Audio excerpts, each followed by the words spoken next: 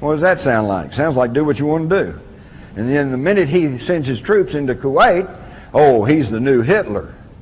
All right, and the Saudis put up a $12 billion war chest hidden in a secret account in London for George Bush to use to prosecute the Persian Gulf War. It's a deal, folks. It's just a deal. They're all just deals. This whole thing right now, I'll tell you what I suspect. We all know this thing about Iraq is about oil. But why do we need the oil? We got plenty of oil in the United States, and we're not getting that much out of the Middle East anyway. And besides that, we now have our troops in Afghanistan, which means we now control the Caspian Sea oil reserves. Something that's been a big bone of contention for the last 100 years, ever since the Nobel brothers went over there and started production in the Caspian Sea area.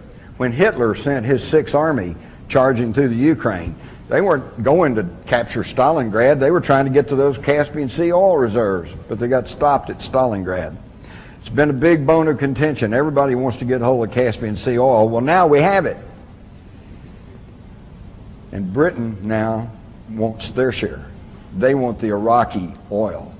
And it's really funny because we see Tony Blair standing up, and he's pushing for war with Iraq just about as hard as George Bush.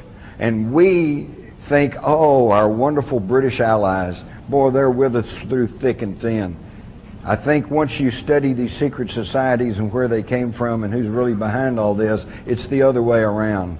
BP wants the oil, but they can't move British troops into Iraq because, quite correctly, that would be perceived as aggression.